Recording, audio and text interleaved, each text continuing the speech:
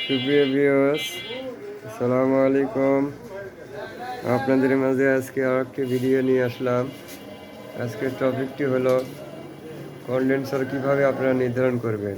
যদি কোনো কারণবশত আপনার ফ্রিজের বডির যে কন্ডেন্সারটা থাকে সেটা যদি নষ্ট হয়ে যায়, তাহলে আপনারা কিভাবে কন্ডেন্সার নির্ধারণ করবেন এখানে বলে রাখা ভালো। সর্বপ্রথম আপনারা ফ্রিজের মডেলটি দেখুন। এখানে মডেল হচ্ছে WD 175 RG। এখানে লিটার দেখাচ্ছে 175 এবং রেফ্রিজারেশন ইউজ করা হয়েছে R600A।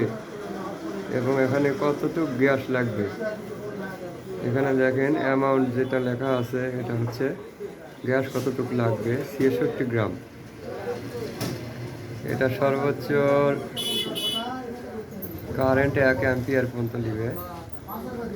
আপনাদেরকে বলে রাখা ভালো যে কন্ডেন্সার যখন আপনারা নতুন ফ্রিজ ইউজ করবেন, পুরাতন কন্ডেন্সার যেটা বডি ছিল সেটা যদি নষ্ট হয়ে যায়, সেটা নির্বাচন করার আগে আপনারা অবশ্যই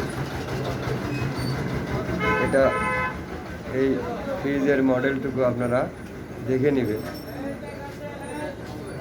আমাদের এখানে কন্ডেন্সার ইউজ করেছি 10 লেয়ারের 175 লিটার ফ্রিজে। আমাদের এখানে কাজ চলতেছে দেখেন। আমাদের এখানে মোটরের ওয়াটটি হচ্ছে 75 ওয়াট, শুধু 75 ওয়াট। আমরা এখানে ইচ্ছে মতো কন্ডেন্সার ইউজ করতে পারবো না। এখানে একটা নির্ধারিত মাপ আছে, যেটা হচ্ছে এখানে 8 থেকে 10 লেয়ার অবধি কন্ডেন্সার ইউজ করা যাবে। তা না হলে কন্ডেন্সার অতি বড় যখন হয়ে যাবে তখন কিন্তু আপনার মোটরটা লোড নিতে পারবে না, বিদায় অ্যাকুরেট রেজাল্ট আসবে না। ঠান্ডা আসবে কম, মোটর অতিরিক্ত হিট হবে যদি কন্ডেন্সার বড় হয়।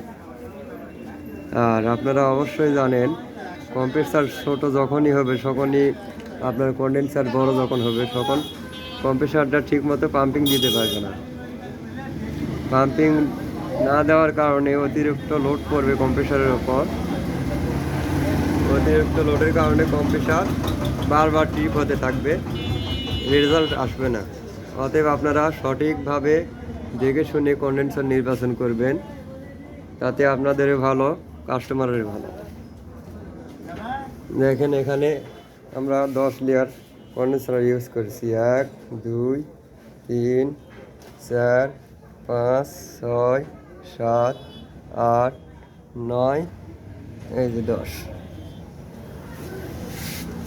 আর আমাদের এখানে এই ফ্রিজে ক্যাপিলারি 26 নম্বর ক্যাপিলারি ইউজ করেছে কোম্পানি। এখানে ক্যাপিলারি ইস্যু, মোটর ইস্যু দুটাই কিন্তু জরুরি বিষয়। যদি কন্ডেন্সার ইউজ করতে চান তাহলে অবশ্যই এখানে দেখে শুনে আপনারা কন্ডেন্সার ইউজ করবেন।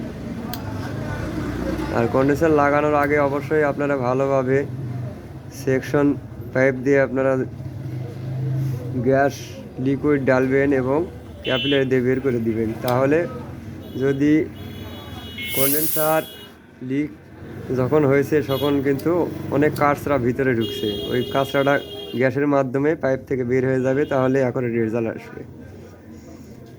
আপনারা নতুন যারা কাজ শিখতে ইচ্ছুক আমার চ্যানেলটি সাবস্ক্রাইব করবেন, অবশ্যই আমাদের পাশে থাকবেন, আমাদের সাপোর্ট করবেন, তাহলে আরও নতুন নতুন ভিডিও আপনাদের উপস্থাপন করব এবং খুব ভালোভাবে উপস্থাপন করার চেষ্টা করব।